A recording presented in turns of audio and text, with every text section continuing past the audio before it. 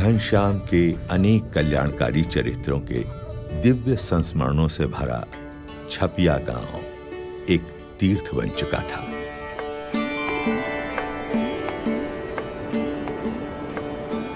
और आज अपने पावन स्पर्श से सरयू नदी को भी तीर्थत्व प्रदान करते हुए घनश्याम आ पहुंचे भगवान श्री राम की जन्मभूमि में।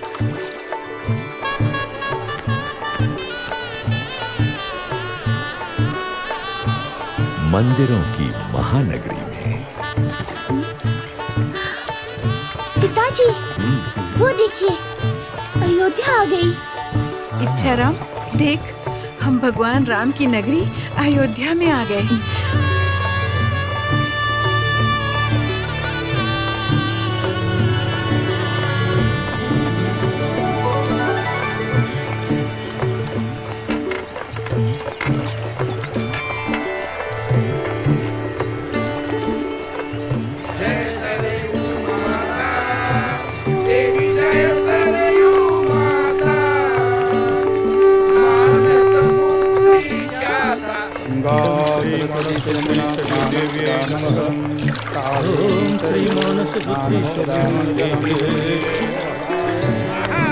ओम जय वरुण देवताय, ओम श्री अग्नि देवताय, ओम श्री वायु देवताय।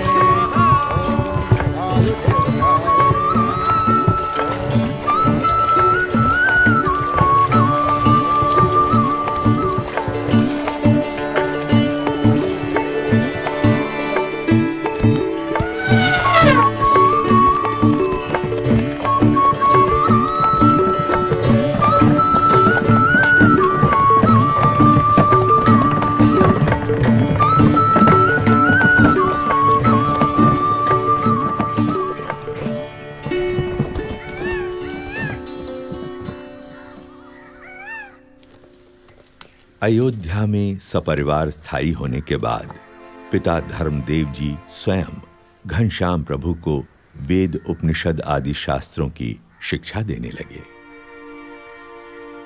और गणित व्याकरण आदि विषयों का अभ्यास करवाने के लिए उन्होंने पंडित हृदय राम को घनश्याम का अध्यापक नियुक्त किया।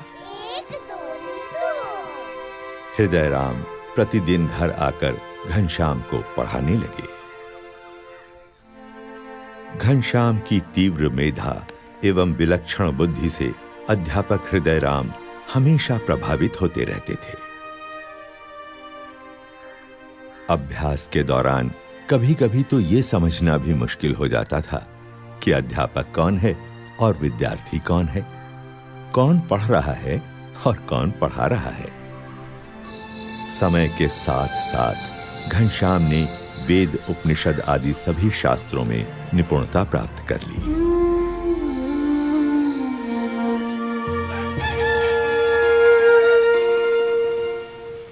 विद्या अध्ययन से पहले घनश्याम अपने नित्य कर्म का निष्ठापूर्वक पालन करते थे। ब्रह्मचर्य आश्रम का जैसे वे मूर्तिमान स्वरूप थे। ओम श्री हनुमते नमः।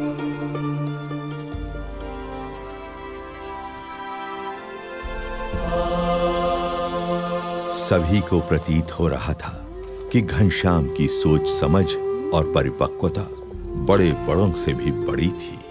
घनश्याम, जलपान कर लो, कब से तैयार करके राह देख रही हूँ। भाभी, मुझे अभी भूख नहीं है।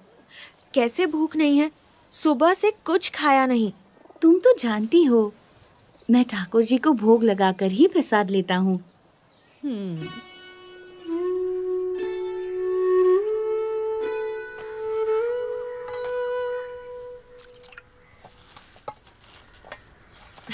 ये लो। नहीं नहीं। घनश्याम, ये गुलाब जामुन तो ले लो। नहीं भाभी, ब्रह्मचारी अल्पाहारी होता है। हाँ?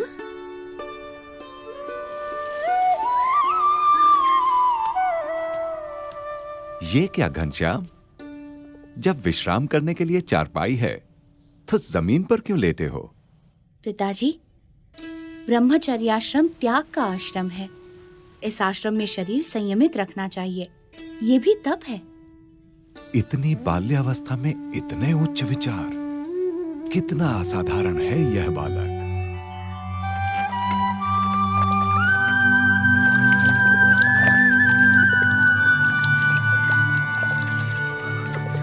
जय कपि बलवंता प्रभु जय कपि बलवंता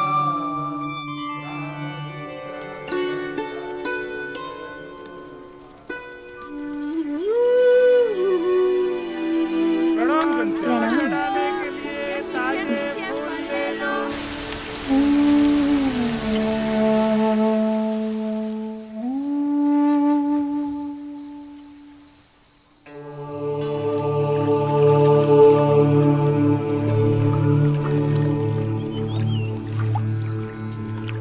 हर एक सूर्योदय के साथ घनश्याम का कोई नया ही चरित्र अयोध्या की धरती पर साकार होता था।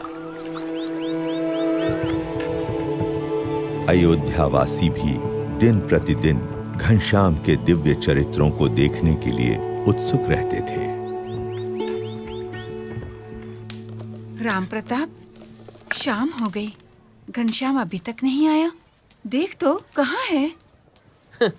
होगा कहाँ, हनुमान घड़ी में बैठा होगा, राम कथा सुनता होगा, आ जाएगा। भगवान की कथा सुनने का उसे इतना शौक है कि बिना बुलाए नहीं आएगा। बोलना माँ ने मिठाई देने के लिए बुलाया है। हाँ। मजे घनश्याम करता है और ढूंढना मुझे पड़ता है।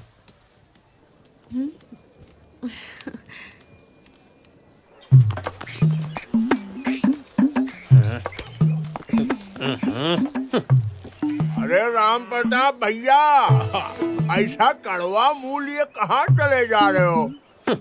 आओ मुंह मीठा करते जाओ।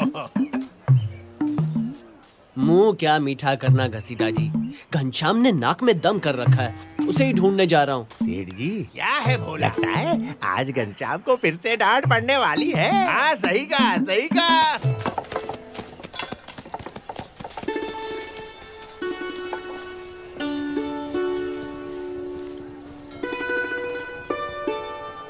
उन्होंने कहा, हे जानकी मैया, मैं श्री राम जी का दूत हूँ। तो हनुमान जी ने अशोक वाटिका में जब सीता माता जी को राम जी का संदेश दे दिया, तब उनकी नजर पेड़ों पर गई जहाँ मीठे मीठे फल लगे थे। हनुमान जी के मुंह में पानी भर आया। वे सीता माता से बोले, माते, अगर आपकी अनुमति हो तो क्या मैं पेड़ों पर से ये मीठे फल ग्रहण कर सकता हूँ? घनश्याम, घर चलो, माँ ने बुलाया है। आज्ञा है। दाऊ, तुम दूसरे मंदिरों में दर्शन करके आओ, तब तक ये कथा पूरी हो जाएगी, तब चलूंगा। लेकिन माँ ने तुरंत आने को कहा है। मेरे प्यारे भैया, बस ये कथा पूरी सुन लेने दो। पेड़ों पर चढ़ गए। पक्का? और फल हाँ खाने हाँ लगे। पक्का। फल खाते खाते पेड़ों को तोड़ने भी लगे। किंतु यशोदा मैया ने अपनी आंखों से इसको देख भी लिया है, इसलिए यशोदा मैया आज उसे दंड देने के लिए कुछ भी कर सकती हैं। जब कृष्ण भगवान को उनकी माता यशोदा ने ओखली से बांध दिया, तो उनके बाल सखा चिंतित हो गए। सोचने लगे कि अब क्या किया जाए। सब बाल सखा जोर जोर से रोने लगे। घनश्याम तो वहाँ था, अब यहाँ कैसे आ गया? अरे, हम भूखे ये थे, घनश्याम यहाँ इसलिए अभी अभी हमारे आया है? कहने पर हमें खिलाने नहीं के लिए भैया, कन्हैया ये ने तो जो तब से बैठा है जब से दंड कथा देना शुरू हुई तो है। आप हमें दीजिए। पीटना है तो आप घनश्याम घर चल, माँ ने बुलाया है। कन्हैया दाऊ, को छोड़ ये दीजिए। कथा तो बस पूरी होने ही वाली है। माँ आश्चर्य फिर तुम्हारे से साथ जाती चलता हूँ, कि तब कन्हैया तक के तुम प्रति एक आध बच्चों और का मंदिर ये के कितना दर्शन का प्यार लाभ है। ले लो। जानता हूँ तो मानेगा नहीं, आज मगर कह इतनी देता हूँ, बात नहीं थी। तेरा और कोई बहाना नहीं उसने सुनूंगा। बच्चों को ये धमका कथा कर पूरी दिया। होने के बाद तुझे चलना ही पड़ेगा, चले जाओ समझा? यहाँ से। पक्का। आज मैं कन्हैया को नहीं छोड़ूंगी। सब गोप बालक रोते रोते गोपियों के पास पहुंचे। वहाँ भी और यहाँ भी। अब कहीं कोप भवन में? नहीं नहीं नहीं। बजरंग बली की जय हो, पवन पुत्र हनुमान की जय हो। जय हो बजरंग बली की। हाँ?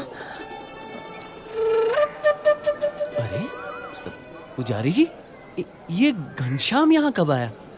ये तो यहाँ सुबह से ही एक पैर पर माला फिराते खड़ा है। 3 मंदिरों में घनश्याम एक साथ कथा सुन रहा है। ये कैसे संभव है? राम प्रताप भैया, मैंने भी जब से घनश्याम को 3 मंदिरों में एक साथ दर्शन करते देखा है, यही सोच रहा हूं कि ये कैसा चमत्कार है। घनश्याम अवश्य एक दिव्य बालक है। दिव्य बालक?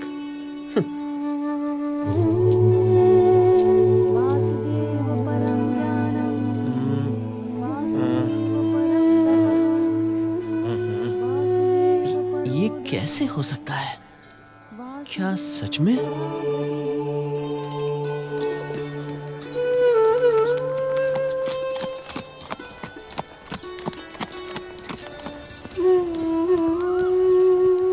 बोलो राम भक्त हनुमान की जय, बजरंग बली की जय। तुम आ गए दाऊ? दर्शन कैसा रहा? पहले ये बताओ, ये सब कैसे हुआ? क्या कैसे हुआ दाऊ? यही कि तू 3 मंदिरों में एक साथ दर्शन कर रहा था और कथा भी सुन रहा था। आपको भ्रम हुआ होगा दाऊ। आप मुझे इतना प्यार करते हैं कि आपको हर जगह मैं ही दिखाई पड़ता हूँ। लेकिन मैंने ही नहीं, दूसरे लोगों ने भी देखा था। घनश्याम, सच सच बता, ये सब कैसे हुआ? जब जगह जगह पर मूर्त में परमात्मा दिख सकते हैं, तो मैं एक साथ 3 जगहों पर क्यों नहीं दिख सकता? जहाँ प्रेम है, वहाँ परमात्मा है। हा? क्या? ठीक है ठीक है, अब घर चल, माँ ने बुलाया है। आया बड़ा। किस लिए? कोई जरूरी काम है? हाँ, मिठाई देने के लिए। चल। मिठाई?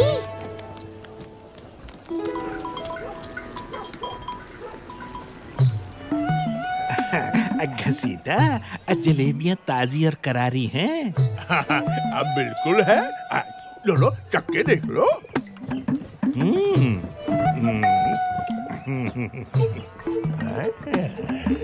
भाई लग तो रही है, तो फिर एक सिर ताल दे।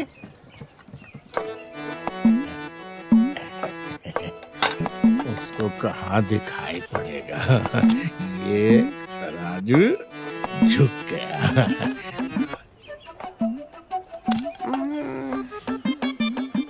दो पैसा हम कमा लेंगे तो किसी का क्या जाएगा।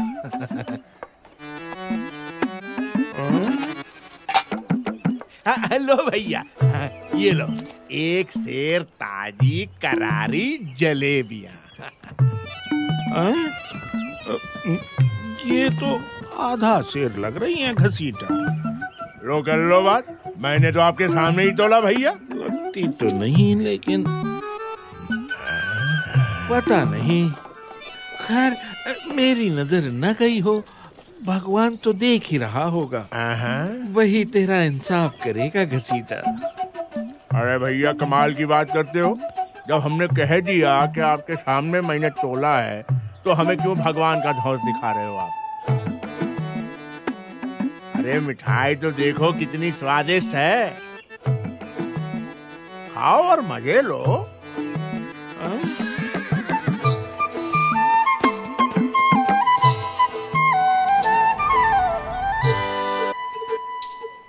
बड़े आए धौंस दिखाने वाले।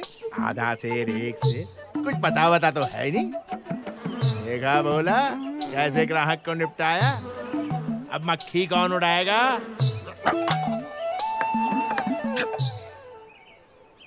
ग्राहक को धोखा दे रहा है घसीटा। भगवान देख रहा है कि तेरा लोभ बहुत बढ़ गया है।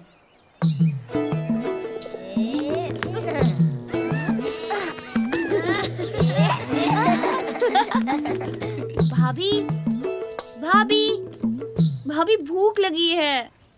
थोड़ी देर रुक जाइए, खाना थोड़ी ही देर में तैयार हो जाएगा। लेकिन मुझे बड़ी जोर की भूख लगी है भाभी।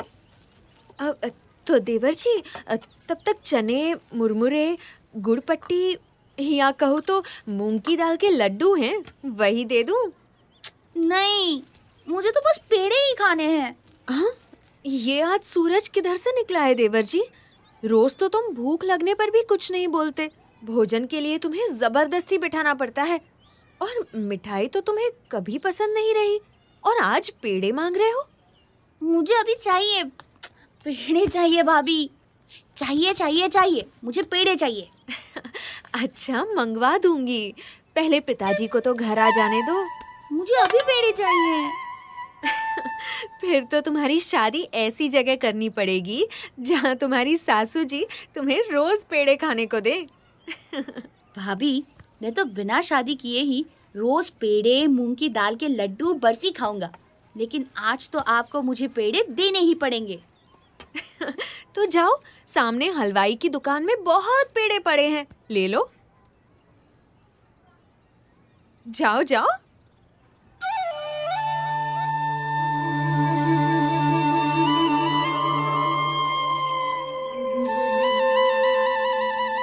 ठीक है, अब मैं हलवाई की दुकान से ही पेड़े लूंगा। अरे अरे घनश्याम, अरे रुको। मुझे पकड़ पाना बड़े बड़ों के बस में भी नहीं है भाभी। घनश्याम, अंगूठी वापस दे दो। अरे अरे, कहाँ भागे जा रहे हो? क्या कर रहे हो? ये तुम्हें शोभा नहीं देता। अब तो मैं पेड़े खा कर ही रहूंगा। अच्छा, चोरी की अंगूठी से पेड़े खाओगे? पिताजी को पता चलेगा, तुम्हारे भैया को पता चलेगा तो तुम्हें डांट पड़ेगी, शायद मार भी पड़ेगी। चोरी कैसे? मैंने तो आपके सामने से उठाई है। अभी पकड़ती हूँ तुम्हें। भाभी, दरवाजा खोलो। तो देवर जी, अब खाओ पेड़े। दरवाजा खोलो ना भाभी। हाँ, थका दिया।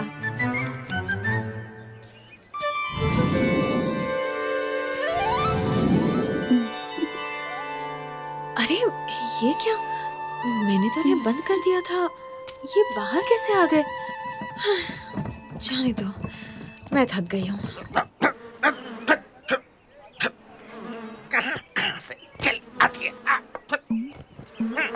ए बोला, इनको 2 सेर पेड़े दो। यहाँ जलेबी 2 पाव से।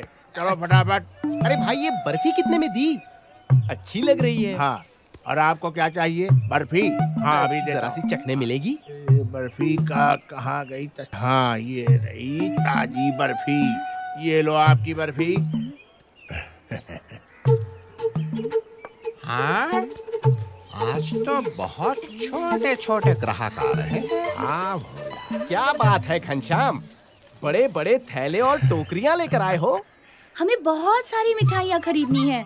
हाँ, हम तो घसीटा की सारी मिठाइयाँ खरीद लेंगे। क्या चाहिए घनश्याम? तुम्हारी दुकान की सारी मिठाइयाँ घसीटा। अरे पगले, पैसे हैं? वैसे तो सारी दुनिया मेरी ही है, मगर फिलहाल ये अंगूठी लाया हूँ। अंगूठी? सोने की अंगूठी इसके पास कैसे? असली है? मैं नकली धंधा करता ही नहीं। ए भोला, घनश्याम के लिए सारी मिठाइयाँ तोल दे। हाँ, अरे दे दे दे दे, इसे सारी मिठाइयाँ दे दे। चलो, सारी मिठाइयाँ ले लो और लाओ अंदर से।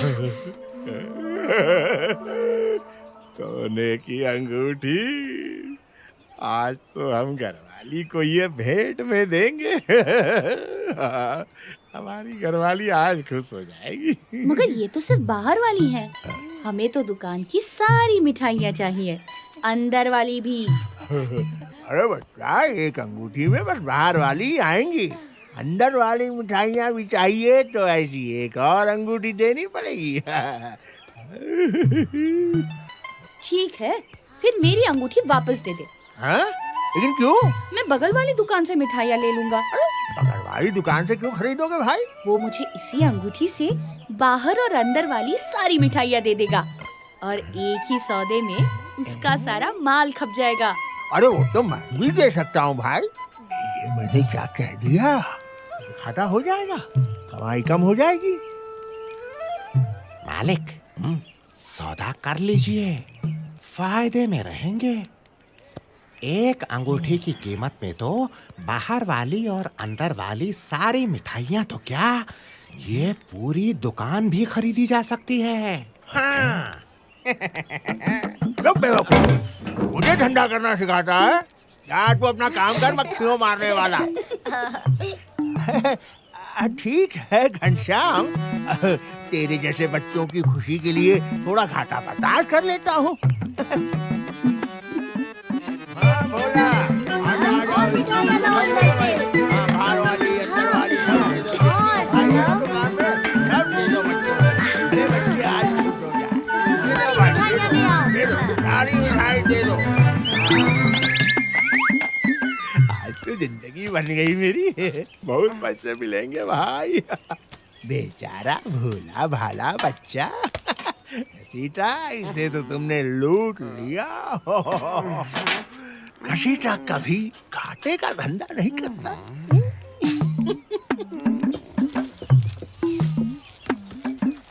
अरे आज की मिठाइयाँ तो सारी बिक गई भैया। अब आज कोई मिठाई नहीं है मेरे पास। आपको जो भी चाहिए ना, कल आइए, कल मिलेगा। हाँ हाँ, जाइए, धन्यवाद। पिताजी, लगता है आज घसीटा का धंधा बहुत अच्छा हुआ है। देखिए, पूरी दुकान खाली दिख रही है। हाँ, घसीटा के नसीब से कोई अच्छा ग्राहक मिल गया होगा।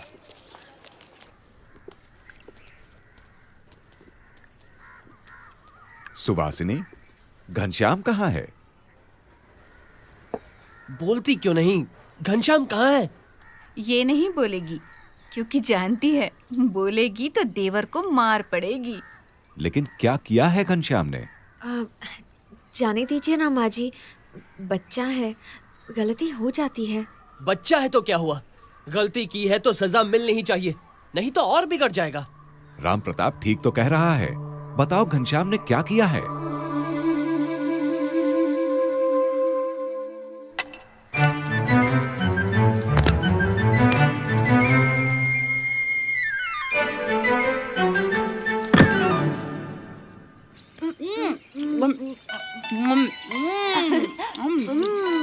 तुम भी खाओ, खाओ खाओ खाओ खाओ, तुम भी खाओ।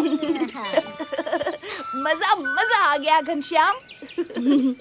ऐसी मिठाइयाँ तो कभी नहीं खाई थी। ऐसी और इतनी सारी, मेरा तो पेट फटने को हो रहा है। बहुत अच्छी मिठाई है, बहुत मजा आया। पिताजी, घनश्याम ने अंगूठी चुराई है। उसे सबक तो सिखाना ही पड़ेगा।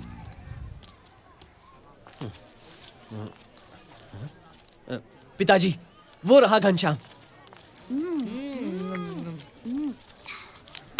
मिठाइयाँ थोड़ी ही बची है भैया, मेरा हाथ पकड़ने की क्या जरूरत है? लो, तुम भी खाओ, खाओ खाओ। मिठाई छोड़ो, ये बताओ अंगूठी कहाँ है? कौन सी अंगूठी? कैसी अंगूठी? मुझे किसी अंगूठी के बारे में कुछ पता नहीं है। क्या? कुछ पता नहीं है? ये क्या कह रहा है? हाँ, तू सच बता, घनश्याम ने अंगूठी का क्या किया? बता। घसीटा के यहाँ से मिठाइयाँ खरीदी थी। क्या? इतनी मूल्यवान अंगूठी बेचकर मामूली मिठाइयाँ खरीदी? घनश्याम जैसा बालक चोरी करेगा? ना ना ना, ये तो संभव ही नहीं। हाँ, बिल्कुल सही बात है। घनश्याम ऐसा कभी कर ही नहीं सकता। ये तो अभी पता चल जाएगा। चलो घसीटा की दुकान पर। घसीटा, घनश्याम ने तुझे अंगूठी दी थी? हाँ भैया, और बदले में मेरी दुकान की सारी मिठाइयाँ घनश्याम ने खरीद ली। आज का दिन तो मेरे लिए बड़ा शुभ है। एक ही सौदे में पूरी दुकान खाली हो गई। भगवान की दया से। भगवान की दया से या घनश्याम की दया से? हाँ? बच्चे को फुसलाकर अंगूठी ले ली और कहता है भगवान की दया से। आया पड़ा। धर्मदेव जी, राम प्रताप भैया को समझाइए, इसमें मेरा कोई कसूर नहीं है।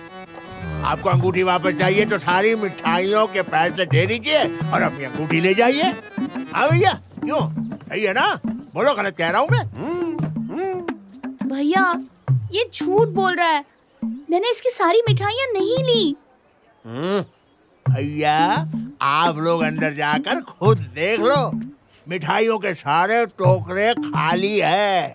एक टुकड़ा नहीं बचा है मिठाई का मेरी दुकान में। ये देखो बाहर का हिस्सा तो खाली है ना, अब अंदर भी दिखा देता हूँ। चलो आओ। अरे आप भी आओ पंडित जी, आइए। हाँ भैया आ जाइए आ जाइए। मैं तो बिल्कुल दावे से कह रहा था कि एक भी मिठाई का ये क्या हो गया भाई?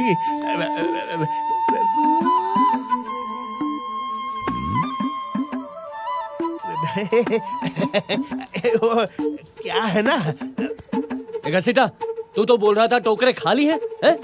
देख सबके सब तो भरे हुए। ए भोला, ये सारी मिठाइयाँ कहाँ से आई? तू लाया क्या? अरे तू कैसे लाएगा बेवकूफ?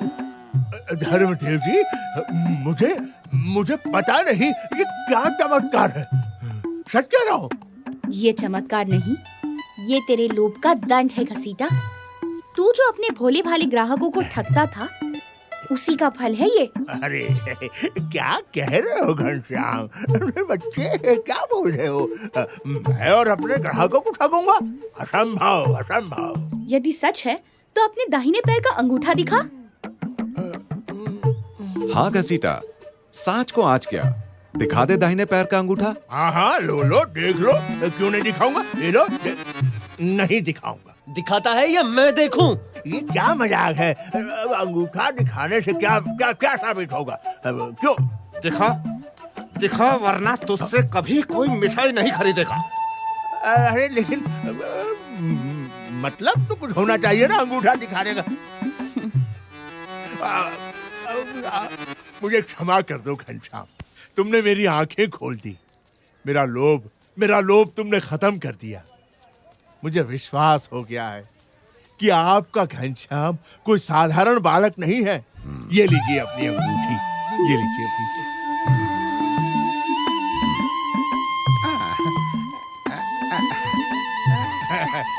घनश्याम भैया, जब जितनी मिठाइयाँ खाना चाहो चले आना। यहाँ रहूंगा तभी तो। मतलब तू कहाँ जा रहा है? भूल गए पिताजी, मैं भाभी के साथ उनके गांव तरगांव जाने वाला हूँ। अच्छा, धन्यवाद ईश्वर। तुमने बड़ी चतुराई से घसीटा को उसके लोभ से मुक्ति दिला दी। हाँ? मुक्ति दिलाना ही तो मेरे जीवन का लक्ष्य है पिताजी।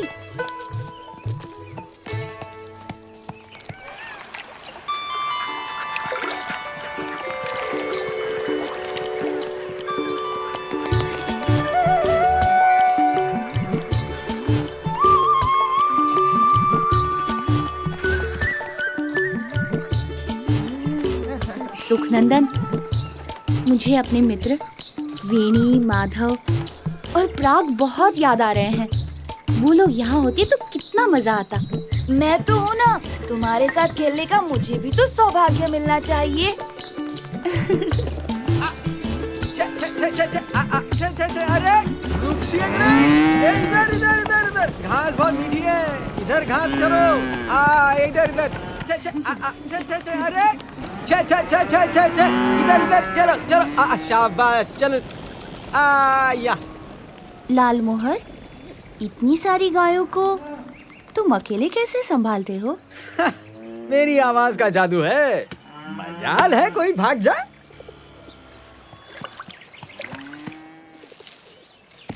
कोई दूसरा बुलाए तो आएंगी?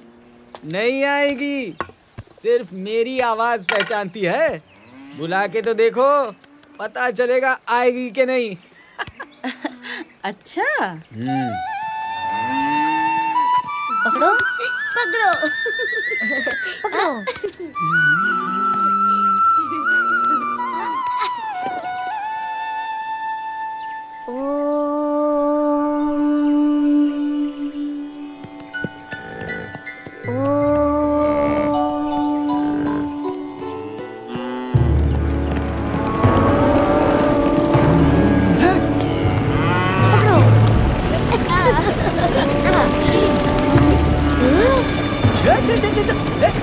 अरे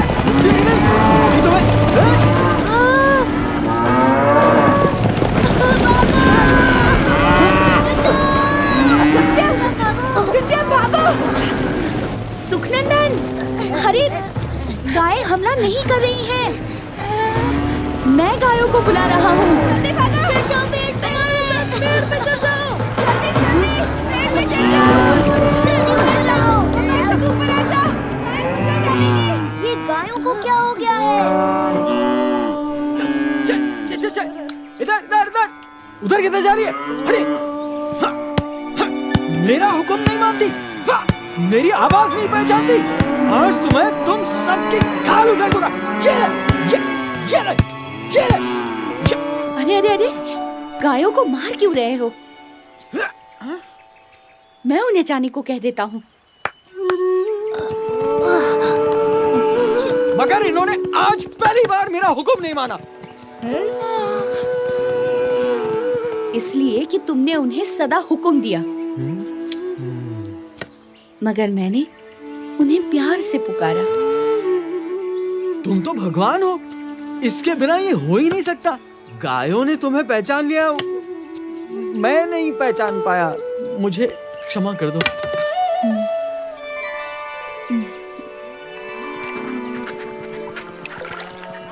घनश्याम प्रभु, मैं चला। चलो चलो चलो चलो, चलते हैं, चलो। अरे ये खून कैसा? अरे ये तो घनश्याम, घनश्याम तुम्हारी दाहिनी जांघ से तो खून बह रहा है। कुछ नहीं, एक सूखी ठूंठ घुस गई। जल्दी से घाव धो देते हैं, वरना जहर फैल जाएगा। तुम चिंता क्यों करते हो? सब ठीक हो जाएगा। हम तुम्हारी नहीं सुनेंगे। चुपचाप तालाब पर चलो।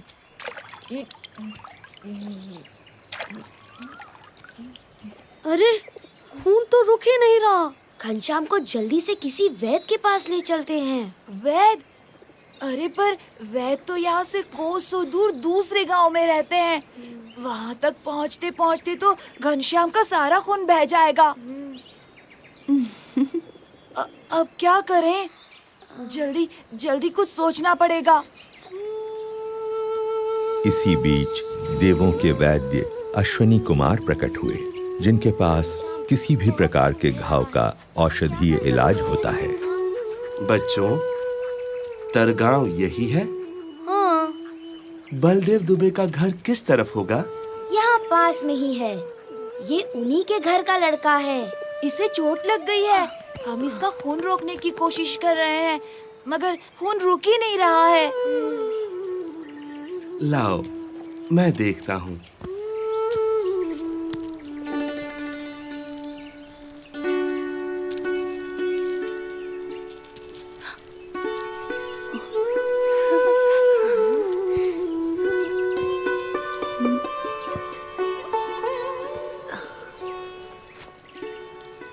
चलो, खून बहना तो बंद हो गया।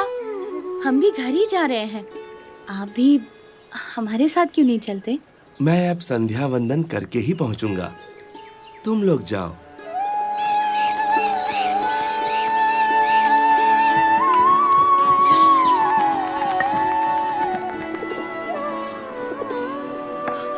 अरे हे राम, ये क्या हुआ? कैसे चोट लगी? कहीं गिर गए क्या? कुछ नहीं भाभी, खेल खेल में तो लगती ही रहती है। ये पट्टी भी खेल खेल में ही लग गई। देखो तो।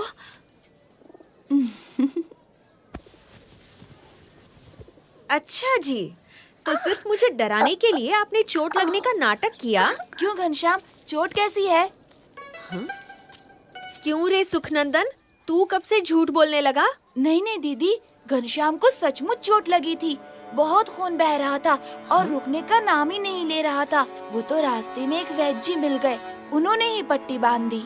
अच्छा, अगर तू सच बोल रहा है तो इतनी जल्दी घाव कैसे भर गया? ये देख। वो तो आप वैद्य जी से ही पूछ लीजिएगा। वो आप ही के घर तो आ रहे थे, अभी तक नहीं आए। कौन वैद्य जी? क्या पता, खुद अश्विनी कुमार हूँ, देवताओं के वैद्य। कभी कभी तो तुम्हारी बातें समझ में ही नहीं आती घनश्याम। सामान सब लद गया राम प्रताप? जी पिताजी। तुम और सुवासिनी घर का ख्याल रखना, हम लोग जल्दी ही लौट आएंगे। जीते रहो। जीते रहो।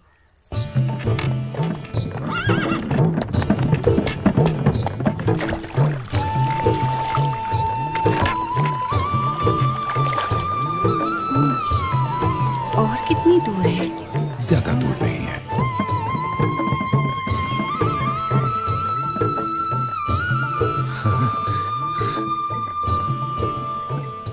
गाड़ी रोक दो भाई। भगवान की कृपा से मंदिर सामने है और आरती का समय भी है।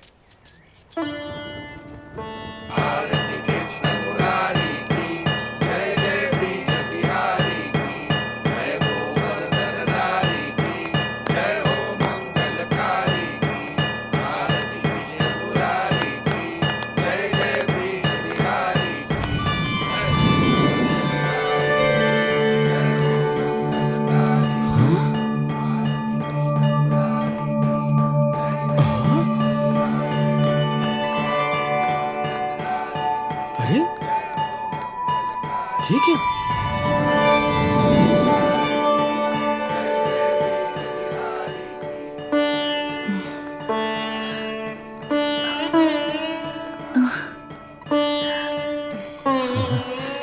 लगता है ठाकुर जी की तरह आप लोग भी मूर्त बन गए। जब कृष्ण की मूर्ति ने अपनी माला घनश्याम को पहनाई, तब गोंडा नगर के मुखिया भी वहां उपस्थित थे। उन्होंने जब अपनी आंखों देखी ये चमत्कारिक घटना कह सुनाई, तब राजा गुमान सिंह को उनकी बातों पर विश्वास ही नहीं हुआ।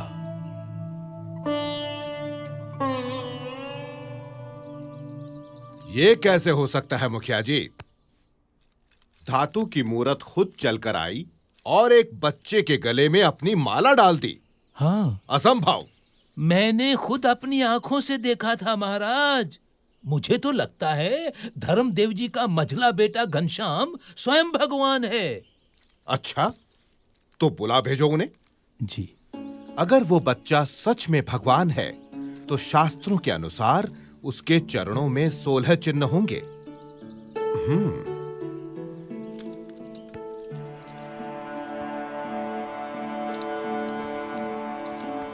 प्रणाम महाराज। महाराज, यही है मेरा मझला बेटा घनश्याम। घनश्याम, जरा अपने पैर सीधे करके बैठो तो।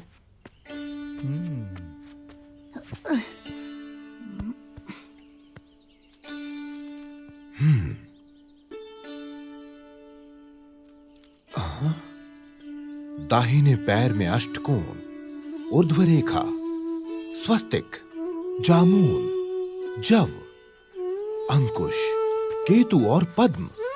बाएं पैर में त्रिकोण, कलश, गोपद, धनुष, मीन, अर्धचंद्र और व्योम। यानी भगवान के 16 चिन्ह विद्यमान हैं। दोनों पैरों में ऊर्ध्व रेखा अंगूठे और तर्जनी के बीच से पौ के तलवे की ओर जाती दिखाई दे रही है। अरे अरे, ये तो साक्षात भगवान के चरण हैं। घनश्याम की जय हो, जय हो घनश्याम की।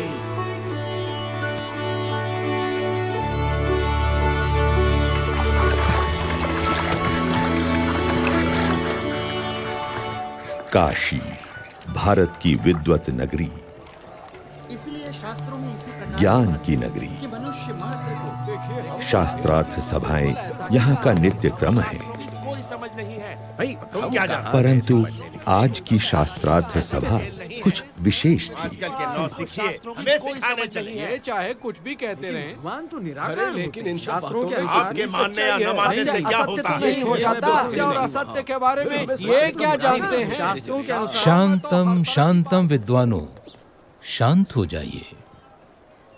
आप सब प्रकांड विद्वानों से मैं काशी का राज पंडित विनती करता हूँ कि इस गहन चर्चा को हम यहीं छोड़ दें। ऐसे कैसे हो सकता? लेकिन क्यों?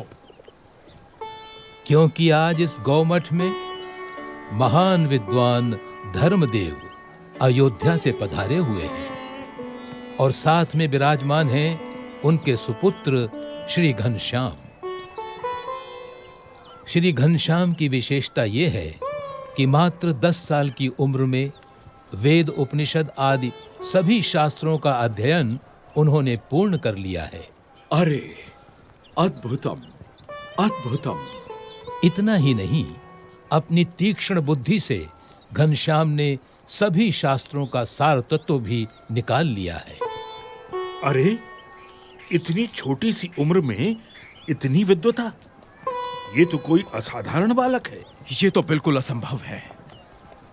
हमारे धर्म में इतने शास्त्र हैं कि उन्हें पढ़ते पढ़ते न जाने कितनी जिंदगियां बीत जाएं। ऐसे में इतनी छोटी सी उम्र में ये कोई कर ही कैसे सकता है? ये तो बहुत बड़ा आश्चर्य है।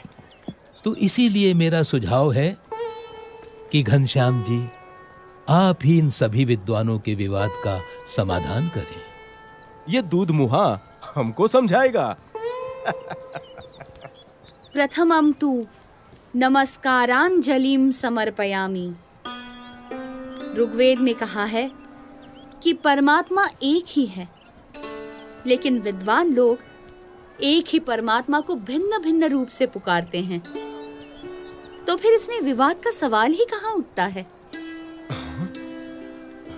तो बताओ, क्या वो भगवान साकार है या उनका कोई आकार ही नहीं है?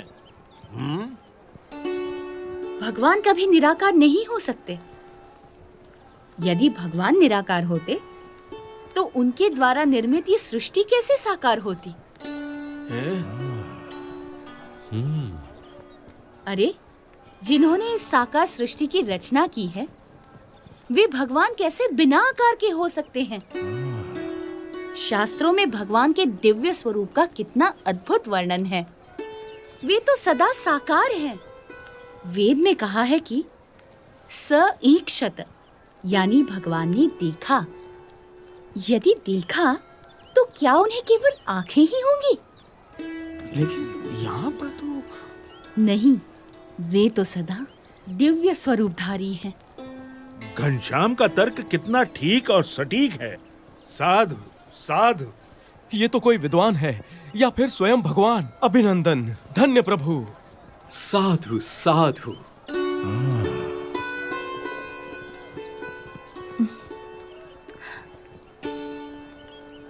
तो आप बताएंगे कि किस साधना से मनुष्य को मुक्ति या मोक्ष मिलता है? मोह का क्षय ही मोक्ष है। इसके लिए जिन्हें मोह ना हो, ऐसे महान सच्चे ब्रह्म स्वरूप संत का सत्संग करना चाहिए। ऐसे संत के सत्संग से ब्रह्मरूप होकर पर ब्रह्म की भक्ति करके ही मनुष्य मोक्ष प्राप्त करता है। उपनिषद में कहा है, ब्रह्म विदाप्नोति परम।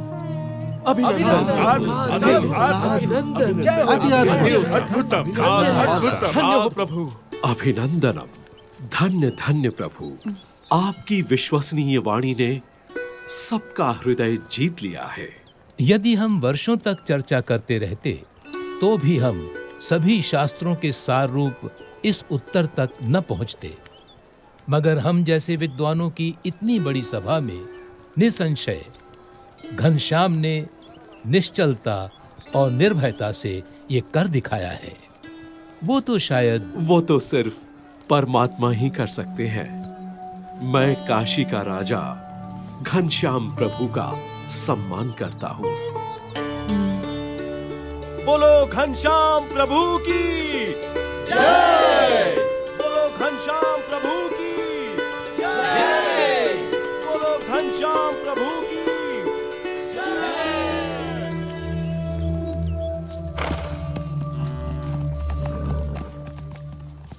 भक्ति देवी का स्वास्थ्य दिन प्रतिदिन गंभीर होता जा रहा था। उनके जीवित रहने की संभावना कम होती जा रही थी, परंतु उनके मन में पुत्र घनश्याम के स्वरूप की महिमा उत्तरोत्तर बढ़ती ही जा रही थी। घनश्याम। हाँ माँ। तुम मेरी कोख से जन्मे, परंतु मैं तुम्हें कभी भी यथार्थ नहीं समझ पाई। फिर भी मुझे इतना विश्वास जरूर है कि मुझे तुम्हारे रूप में साक्षात भगवान मिल चुके हैं। लेकिन अब मुझे सिर्फ इतना ही समझाओ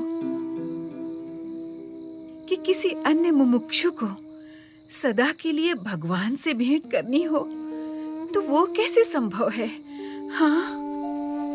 माँ, सच्चे भगवानमय संत के सत्संग और प्रसंग से मुमुक्षु को भगवान की भेंट होती है।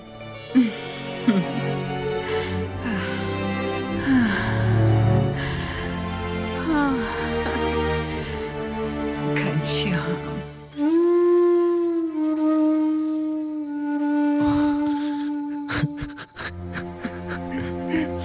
पिताजी।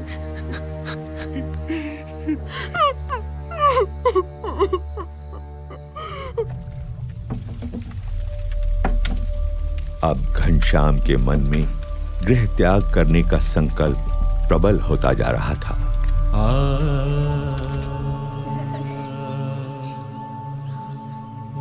उनका वैराग्यपूर्ण बर्ताव देखकर अयोध्या वासियों को भी चिंता रहती थी कि घनश्याम कहीं चले तो नहीं जाएंगे। वासुदेव परावेता, वासुदेव परामखा, वासुदेव बुखार तो कम हो ही नहीं रहा। घनश्याम, ये भागवत बंद करो और वैद्य जी को बुला लाओ। मेरा वैद्य तो अब स्वयं परमात्मा ही है राम प्रताप। नहीं पिताजी, चिंता मत कीजिए, आप जल्दी ठीक हो जाएंगे। मैं ठीक होता हूँ या नहीं, तू मुझे एक वचन दे। जी जी जरूर, बोलिए पिताजी। मैं घनश्याम और इच्छा राम को तेरे भरोसे छोड़े जा रहा हूँ। उनका ख्याल रखना। आप उनकी चिंता मत कीजिए पिताजी। सुनो राम प्रताप, ये घनश्याम तुम्हारे भाई नहीं मगर साक्षात भगवान ही हैं। उनकी सेवा करना।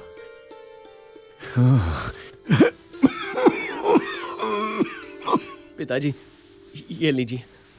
पिताजी, आपकी हालत गंभीर है, मुझे डर लग रहा है। मुझे वैद्य को बुलाने दीजिए पिताजी।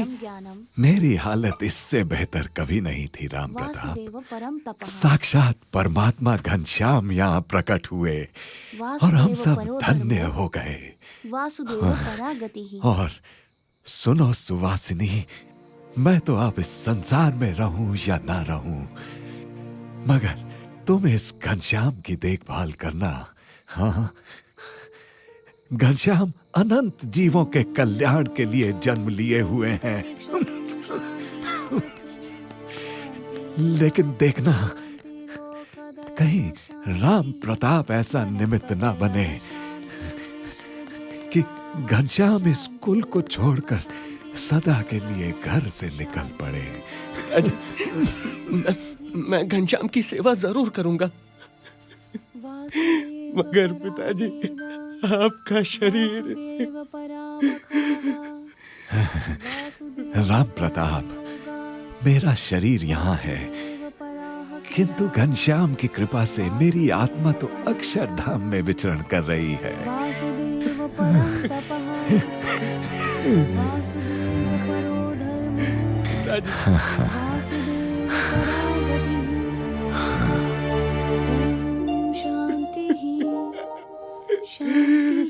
पिताजी, पिताजी,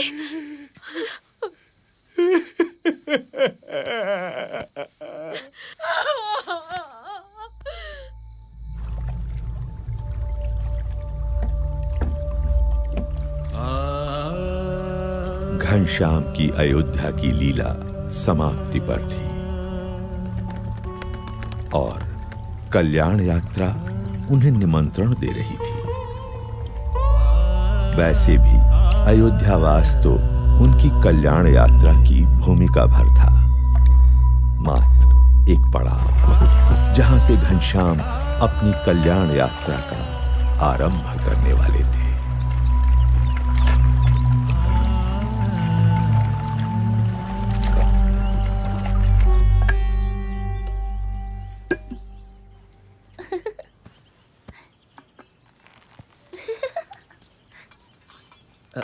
घनश्याम कहाँ है?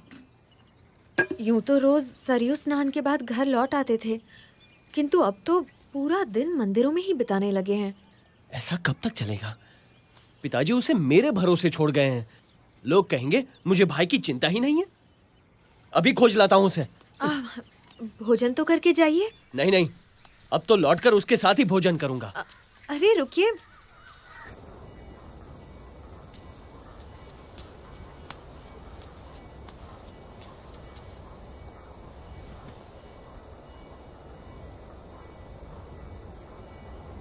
घनश्याम,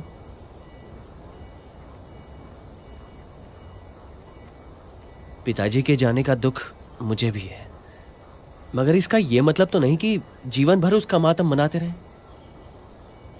छोड़ो ये उदासी और घर चलो।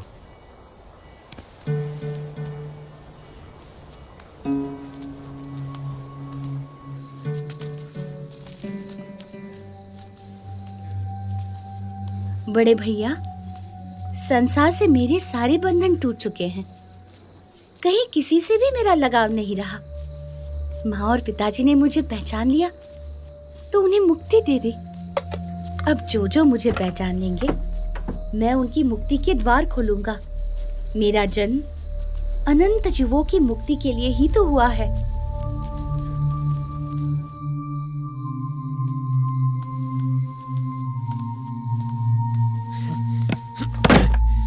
मेरे पास तेरी ज्ञान की बातें सुनने का समय नहीं है, समझा?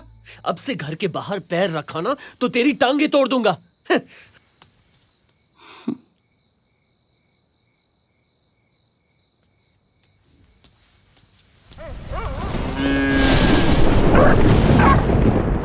घनश्याम पर आप इतनी सख्ती मत कीजिए, वो अपने आप ही ठीक हो जाएगा। नहीं सुहासिनी, पिताजी के जाने के बाद वो किसी की नहीं सुनता। कुछ भी बोलो तो ज्ञान की बातें करने लगता है। उससे तो बचपन से ही जीवन से विरक्ति रही है। विरक्ति वगैरह कुछ नहीं है सुहासिनी। अभी उसका ब्याह करा दो ना तो सारी विरक्ति, वैराग्य, ये ज्ञान ध्यान रुई की भांति हवा में उड़ जाएगा। तो करवाते क्यों नहीं? हाँ लेकिन वो, हाँ, खंभारिया गांव के निहार मिश्र अपनी बेटी के लिए कब से पीछे पड़े हैं। वो तो चंद्रकला को लेकर हमसे मिलने अयोध्या आना चाहते हैं। फिर तो तुम कल ही उन्हें बुला लो। हो सकता है चंद्रकला अपनी कला से घनश्याम को बांधने में सफल हो जाए और घनश्याम जीवन भर हमारे साथ रहे। हाँ बिल्कुल ठीक कहा, उनसे कल ही बात करूंगा।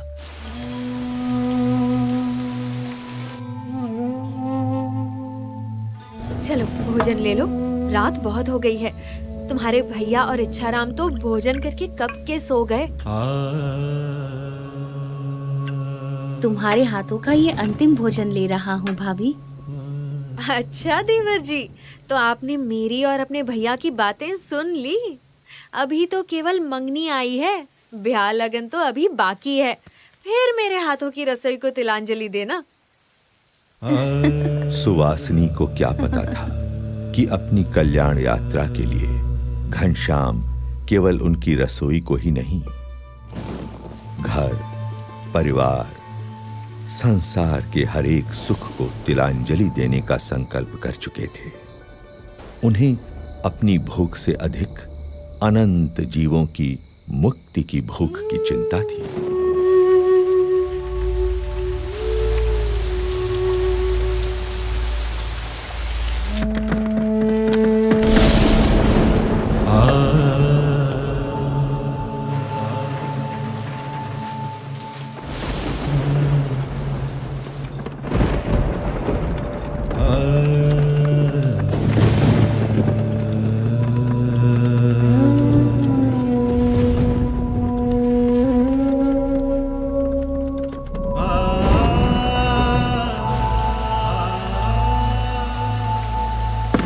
वो समय निकट था जो विश्व के इतिहास में कभी कभी ही आता है,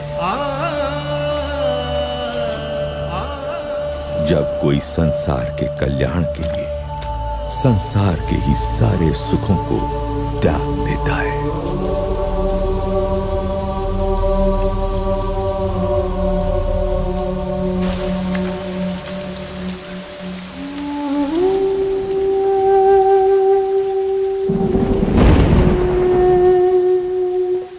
इसी अयोध्या से हजारों वर्ष पूर्व राम निकले थे रावण के अत्याचार से मनुष्यता की मुक्ति के लिए। अभी आषाढ़ शुक्ला दशमी विक्रम संवत 1848 की रात का ब्राह्म मुहूर्त है और मैं निकल रहा हूँ अज्ञान के अंधकार से अनंत आत्माओं की मुक्ति के लिए।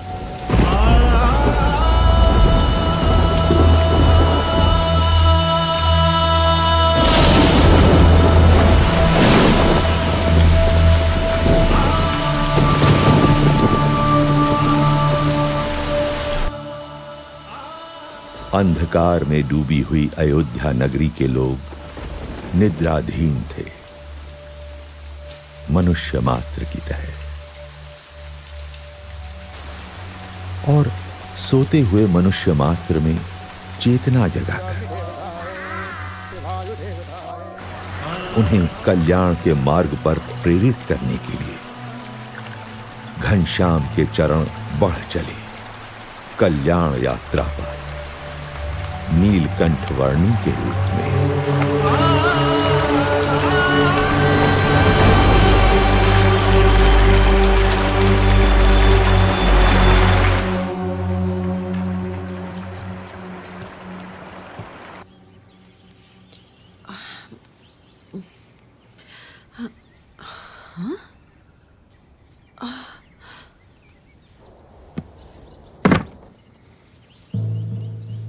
अरे घनश्याम कहाँ चले गए? अरे ये क्या, उनकी सारी चीजें भी नहीं है। अब सुनिए घनश्याम कहीं चले गए हैं क्या? कहाँ गया? ऐसे कैसे चला जाएगा? कहीं वो हमें छोड़कर तो नहीं चले गए? जरा जाकर ढूंढिए ना उन्हें। यहीं कहीं मंदिर में बैठकर कथा सुन रहा होगा या किसी को ज्ञान की बातें सुना रहा होगा। कहीं मेरे हाथों की रसोई को सच में तिलांजलि तो नहीं देती? चिंता मत करो, वो आ जाएगा। घनश्याम वापस आ जाओ। कहाँ चले गए हो तुम? ठीक है, मैं अभी देख कर आता हूँ।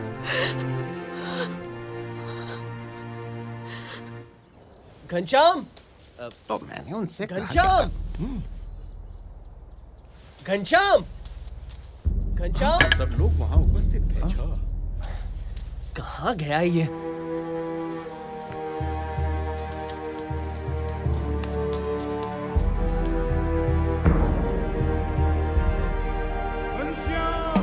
अरे भाई, घनश्याम नहीं मिल रहे।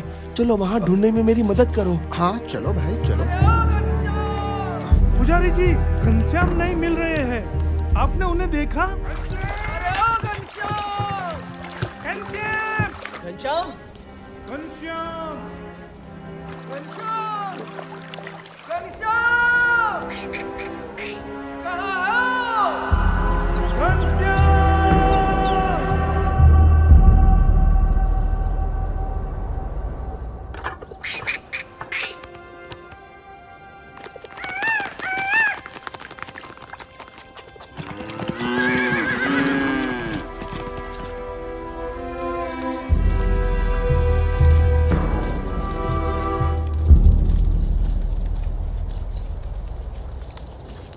हमें छोड़ के चला गया। अब हमारे साथ कौन खेलेगा? ए घनश्याम भैया, वापस आ जाओ। क्यों चले गए हमको छोड़कर?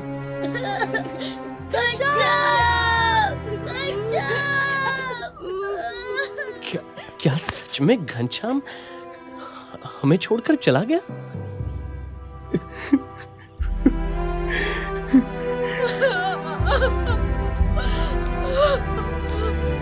घनश्याम!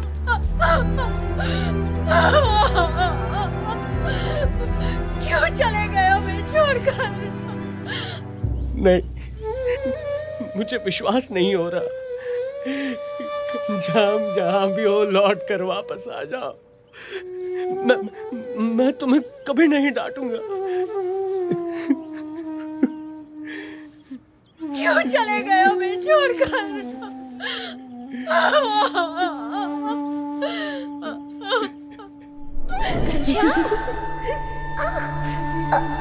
मुझे पकड़ पाना बड़े बड़ों के बस में भी नहीं है भाभी।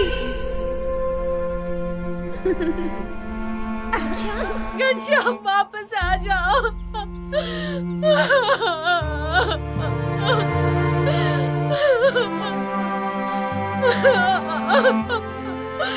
है।